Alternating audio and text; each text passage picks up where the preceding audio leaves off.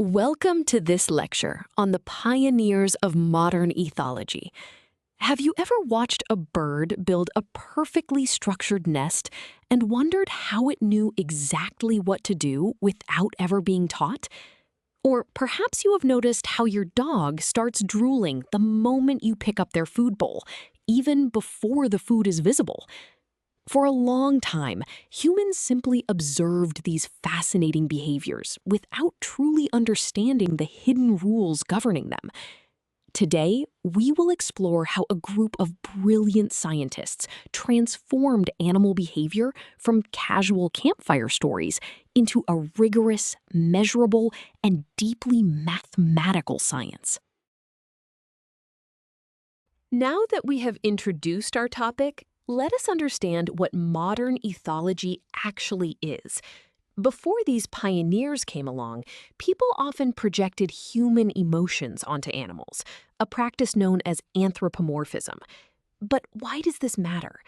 Because to truly understand animals, we must study them objectively, in their natural environments.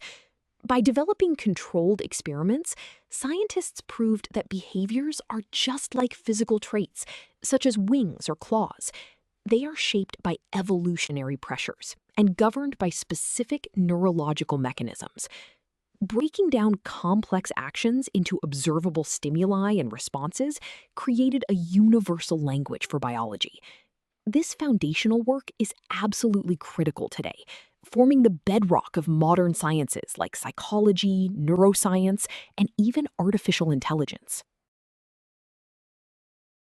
Building on this objective approach to animal behavior, let us look at our first pioneer, Carl von Frisch.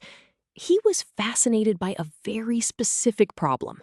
How could honeybees find a food source miles away and then tell the rest of the hive exactly where it was? He discovered that bees use a complex waggle dance inside the dark hive. They use the angle of their dance relative to gravity to communicate the angle of the food relative to the sun. This was a monumental discovery because it proved that insects possess a highly sophisticated symbolic language. It showed that even tiny brains can perform complex geometric calculations to navigate their world. Since we know bees communicate geometrically, let us look at the mathematical formula that models this behavior. This formula comes directly from the physical relationship between the hive, the sun, and the food. The symbol theta dance represents the angle at which the bee dances on the vertical honeycomb relative to straight up, which represents gravity. The symbol theta food represents the absolute compass angle of the food source from the hive. Finally, the symbol theta sun represents the absolute compass angle of the sun's current position in the sky.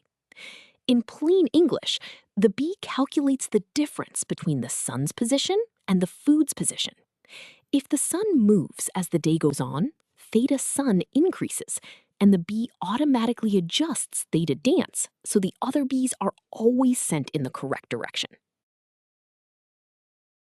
Now that we have our formula, let us see this with a concrete example. A scout honeybee finds a patch of flowers located at an absolute compass heading of 150 degrees. At that exact moment, the sun is located at a compass heading of 90 degrees. We are asked to calculate the angle relative to vertical gravity at which the scout bee must perform her waggle dance. We choose Carl von Frisch's geometric formula because it perfectly models the internal calculation happening inside the bee's tiny brain. We substitute 150 degrees for the food angle and 90 degrees for the sun angle. Subtracting these gives us our final answer of 60 degrees. This means the scout bee will perform her waggle dance pointing exactly 60 degrees to the right of straight up on the vertical honeycomb.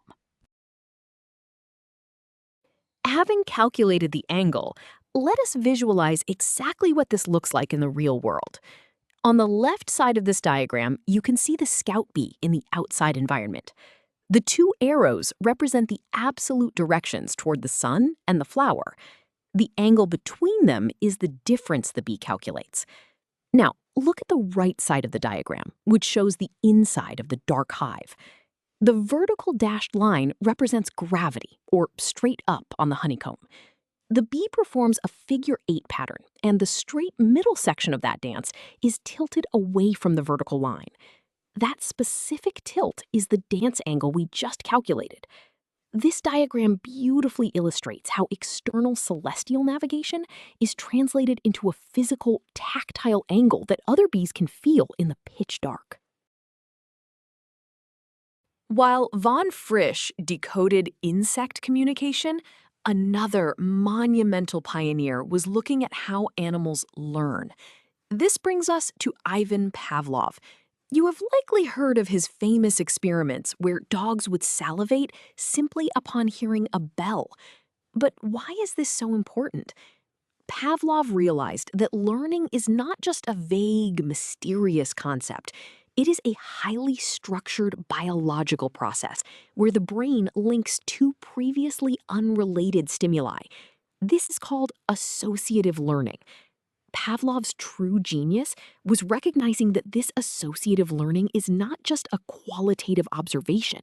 It is a measurable phenomenon that can be modeled mathematically to predict exactly how fast an animal learns over time. To understand how this learning happens step by step, let us look at the Rescorla-Wagner model. Conceptually, this formula states that animals learn the most when they are highly surprised by an outcome. Let us break down the symbols. Delta V represents the change in associative strength, meaning how much the animal learns in a single trial.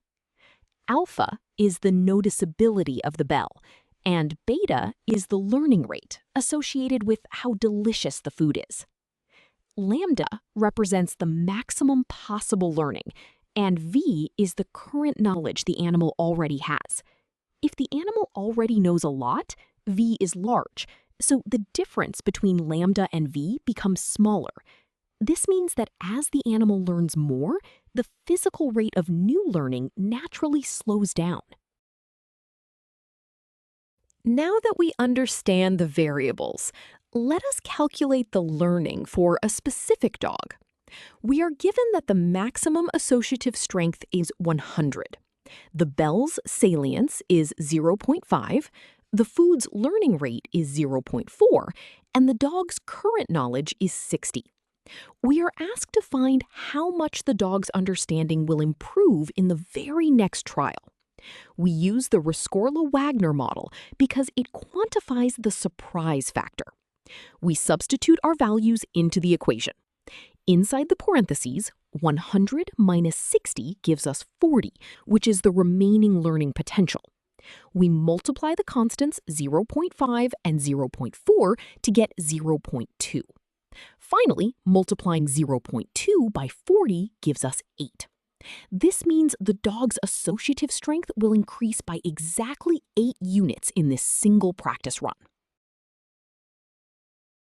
We've seen how animals learn associations over time, but what about behaviors that happen almost instantly? This leads us to Konrad Lorenz and his discovery of imprinting. Lorenz found that certain animals, like gray-lag goslings, undergo a rapid learning process during a brief, critical period right after hatching. By ensuring he was the first moving object the goslings saw, they completely ignored their biological mother and followed him everywhere. This matters immensely because it fundamentally changed our understanding of instinct. It proved that certain behaviors are deeply hardwired, but they still require a specific environmental trigger at exactly the right time to activate them. Genetics and the environment work together perfectly, like a lock and a key. Working closely with Lorenz, our final pioneer, Nico Tinbergen, brought a highly systematic framework to the field. He realized that to truly understand any animal behavior, we cannot just ask one question. We must ask 4. Tinbergen's 4 questions demand that we explain the mechanism causing the behavior, how it develops, its survival value, and its evolutionary history. This remains the gold standard in biology today. Tinbergen also conducted brilliant field experiments using painted cardboard models to discover sign stimuli. These are specific environmental triggers that cause animals to execute fixed action patterns. Together with the other pioneers, Tinbergen helped take the mystery out of animal behavior, replacing it with testable, observable science. We have covered a tremendous amount of ground today. So let us review our key takeaways. First, we learned that modern ethology transformed the study of animal behavior into an objective, measurable science, leaving anthropomorphism behind. Second, we saw how Carl von Frisch and Ivan Pavlov used elegant mathematical models to predict complex phenomena, from the geometric waggle dance of honeybees to the step-by-step associative learning of dogs. Finally, we explored how Konrad Lorenz and Nico Tinbergen decoded the rules of instinct, proving that genetics and environment interact to shape survival behaviors. You now understand the foundational principles that govern the animal kingdom. These pioneers created a robust framework that continues to guide wildlife conservation and biological psychology today.